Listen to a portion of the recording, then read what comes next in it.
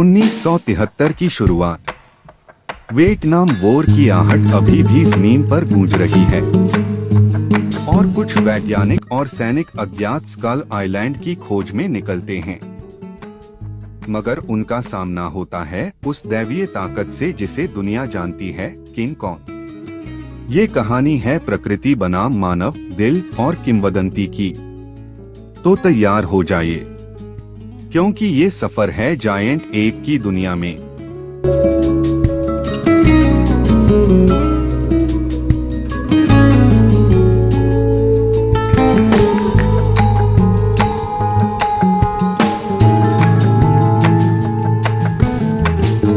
मॉनार्क agency के bill रंडा, John Goodman और Houston brooks कोरी Hawkins एक मिलिट्री एस्कॉर्टेड एक्सपीडिशन पर निकलते हैं।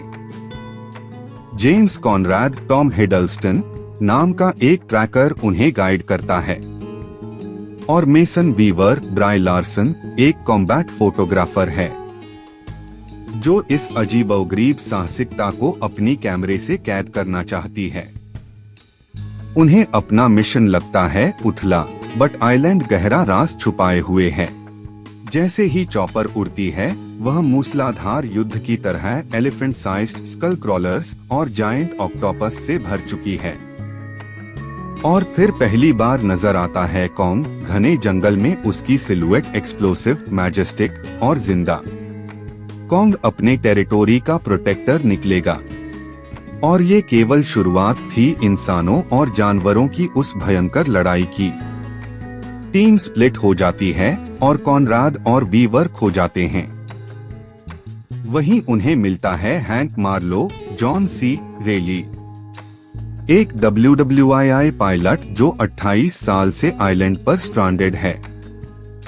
वो फिलोसफर भी है और कॉमिक रिलीफ भी, और अपनी आदत से कहता है, You are more beautiful than a hot dog and a can of beer on opening day। ये सीन फिल्म का दिल है। ह्यूमर और ह्यूमैनिटी दोनों एक साथ मिलते हैं।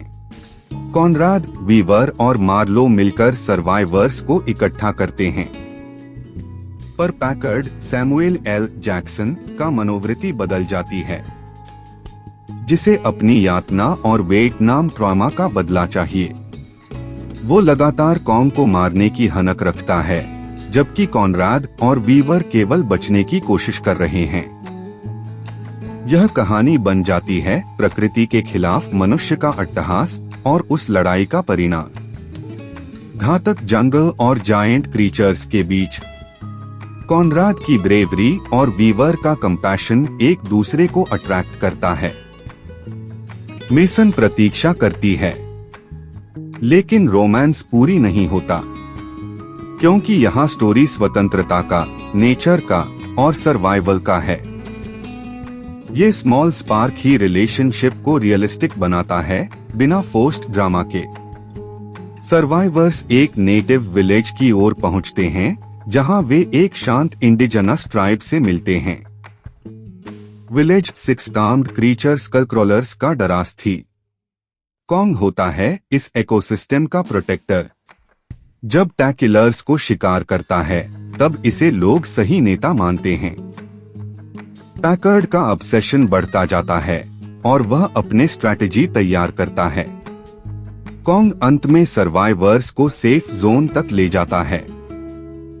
झूठी वीरता और अननेसेसरी वायलेंस की तुलना में कॉन्ग की एम्पैथी, उसकी आई कांटेक्ट ह्यूमैनिटी के साथ भाषा नहीं पर एहसास में गहराई ला देती है।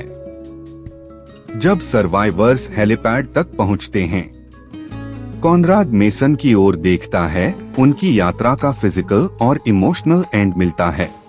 POSTCREDITS सीन में मेसन और कॉनराड मॉनार्क ऑर्गेनाइजेशन की हेडक्वार्टर्स में कैप्टिव्स होते हैं। यह संकेत मिलता है कि कॉन्ग शुरू है।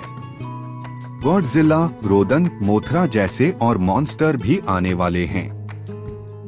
ये फिल्म मॉन्स्टर वर्स का पहला पायदान बन जाता है, जहां जायंट क्रीचर्स से आगे भी कईयों का इतिहास जुड़ा है।